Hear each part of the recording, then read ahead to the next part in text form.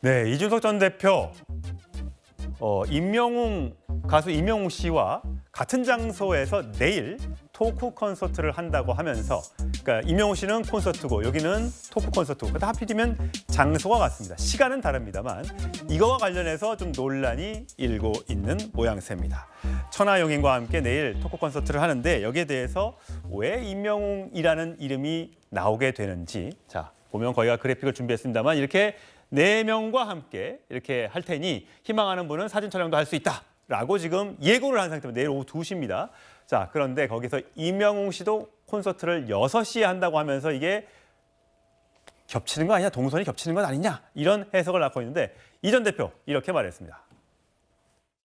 일요일에 제가 대구 엑스코에서 오후 2시에 향후 정치 행보에 대해서 같이 논의를 하기 위해 가지고 행사를 잡아놨습니다. 강당 큰 거 잡았습니다. 한 1,300명 들어가는 거. 솔직히 좀 기가 죽었던 게 그 저녁 7시에 임영웅 씨가 콘서트를 하더라고요. 뭐 거기는 뭐 자신감 있게 7,000석 공연장을 빌린 것 같은데 정치 파이가 이렇습니다. 네, 대구에서 토크 콘서트를 하는데 2시부터 6시고요. 임영웅 씨는 오후 6시부터 합니다. 그러니까 결국 이준석 전 대표는 시간이 겹치지 않으니까 이거 뭐 사람들이 겹치지 않을 것이다. 그리고 거리도 50m나 떨어져 있고 동관서관이다라고 얘기하는데 이준석 전 대표를 지지하지 않는 그런 누리꾼들은 이준석 전 대표가 새를 부풀리려고 어쨌든 일찍 오는 사람도 있을 테니까 그렇게 되면 사람들이 많이 모일 것이고 그러면 이준석 전 대표를 지지하는 사람이 이만큼 많다. 혹시 SNS에 홍보하면서 이게 나의 지지율이다. 이렇게 하지 않겠느냐라고 의심을 하고 있는 반면에 이준석 전 대표는 임영웅 팬들은 색깔도 맞춰 입고 나오고 다에 다르고 동선도 다르고 시간도 다르다. 이건 억측일 뿐이다라고 얘기를 하고 있습니다. 정광재 전 대표님 보시면 이게 행사를 잡을 때 이게 행사가 워낙 또 크게 하잖아요. 이런 거 신경을 씁니까? 글쎄, 저도 어제 출판 기념회한 거 알고 계실 텐데 이준석 전 대표가 임영웅 씨가 거기에서 콘서트 한다는 건 알고 있으니까 벌써 얘기를 한 거겠죠. 자기가 이제 빌리려고 하는 장소가 그 시기에 어떤 대형 행사가 있다는 것은 충분히 숙지했을 거라고 생각합니다. 그런데 이준석 전 대표가 그것까지 노려서 그러면 사람들이 많으니까 그중에 일부는 또 우리 콘서트에도 올 수 있고 이걸 겨냥했는지는 제가 단언할 수 없습니다만 제가 생각하는 이준석 전 대표가 갖고 있는 가장 큰 문제점은 이거라고 생각합니다. 이미 국민들로부터 많은 신뢰를 잃었다는 겁니다. 자기는 그렇게 의도하지 않았음에도 불구하고 어떤 사람들, 그러니까 상당수의 사람들은 그렇기 때문에 이준석 전 대표가 거기에서 그런 행사를 하는 거 아니야? 라는 의심의 눈초리를 사고 있다는 것 자체가 사실 우리 당을 한때 이끌었던 대표로서 상당한 그 정치적 신뢰 자본을 잃었다라는 평가를 받고 있는 것이라고 생각이 드는데요. 이준석 전 대표가 사실 이거 겨냥해 갖고 했다고는 저는 개인적으로는 생각하지 않습니다만 그런 일부의 이준석 전 대표를 반대하는 사람들이겠죠. 자, 이준석 전 대표와 임영웅 씨의 이 콘서트가 희한하게도 이상하게도 겹치는 경우가 많이 있습니다. 자, 전국 투어 콘서트를 임영웅 씨가 하고 있는데 부산 예정돼 있고 광주 예정돼 있고요. 대구에서 내일 한다는 겁니다. 토크 콘서트 이미 했던 데가 부산 했고요. 전주 했고요. 대구 예정입니다.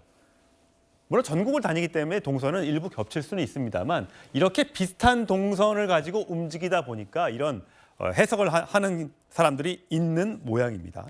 자, 여기서 또 과연 이준석 신당에 대한 국민들의 지지는 어떻게 될까? 여론조사 저희가 또 준비를 해봤는데 배종찬 소장과 또 얘기를 나눠보도록 하겠습니다. 자, 이준석 신당 창당에 대해서 파란색 좋게 본다 38, 좋지 않게 본다 48이 전체 국민들을 대상으로 한 여론조사고 국민의힘 지지자만 놓고 보면 좋게 본다가 18, 좋지 않게 본다가 74입니다. 자, 이거 어떻게 해석하면 됩니까? 그러니까요.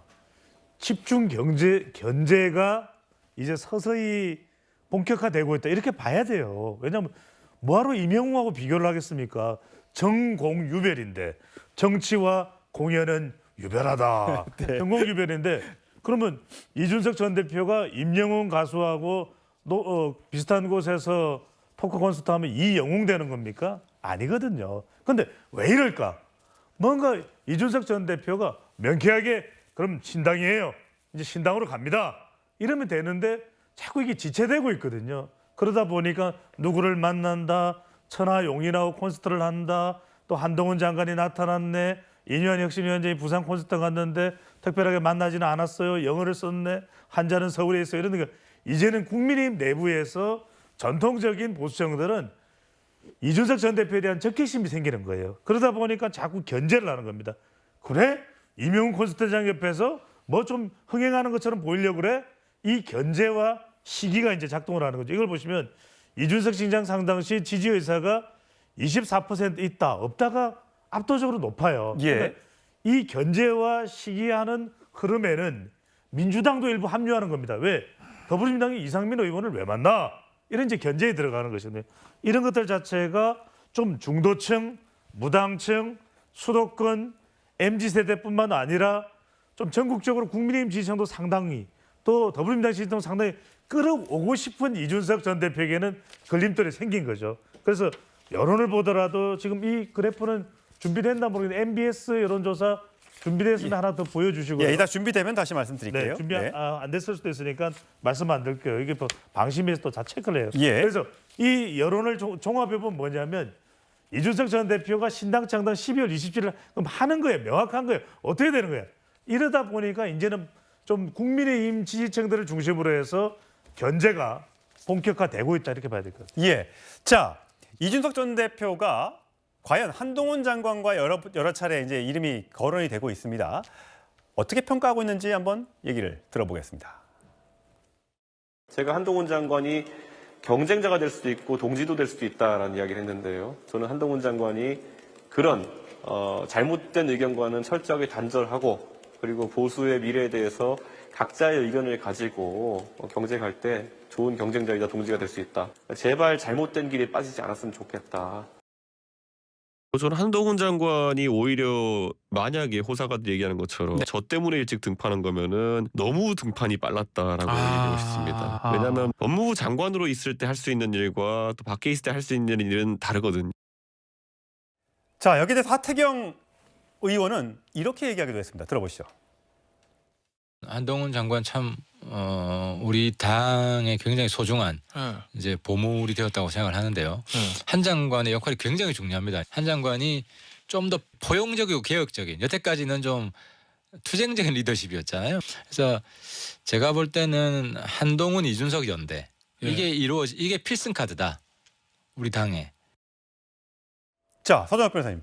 한동훈 대 이준석 또는 한동훈 플러스 이준석 어떤 거가 맞는 겁니까? 제가 보기에 저는 둘 다 아니라 봐요. 아, 둘 다 아니다. 왜냐하면 이게 일단 이준석 대표는 나갑니다. 그러니까 이제 한동훈 플러스 이준석 이거는 전제가 잘못됐고요. 그리고 이제 나가도 한동훈하고 이준석이 상대가 됩니까? 저는 이준석 대표가 조금 전에 본 뭐 20% 지지가 있잖아요. 이게 저는 오히려 진보층의 전략적인 여론조사 대응으로 봐요. 예를 들어 저도 전화 많이 받거든요. 만약에 가정적으로 이낙연 신당이 만들어지면 어떻게 할까요? 저도 이게 지지한다고 합니다. 왜? 항상 이 반대쪽은 분열식이 되고 그렇잖아요. 그렇게 하시면 안 되죠. 아니 그런 게 역선택의 여론조사가 많잖아요. 조금 전에도 이야기했지 않습니까? 따라서 과연 이준석 신당이 만들어질 때 20%가 나올까요? 제 개인적으로는 이게 5%도 어렵다. 저는 이렇게 보고 있거든요. 지금 따라서 이제 그 이준석이가 너무 이게 저는 이준석 전 대표가 너무 이게 과대망상 또는 자고자대 자기를 너무 높이 평가해서 마치 이게 뭐 한동훈 장관이 자기를 의식해서 넣은 것처럼 이렇게 평가하는데 한동훈 장관은 이준석은 전혀 의식하지 않고 있다. 이렇게 봅니다. 네. 아까 여론조사에서 이준석 신당에 대한 지지율이 뭐 부정적인 것과 긍정적인 걸 보여드렸는데 과연 어떤 쪽에 방점을 두고 해석하느냐에 따라서 해석은 달라질 수 있다는 말씀 드리면서 저희는 다음 주제로 가겠습니다.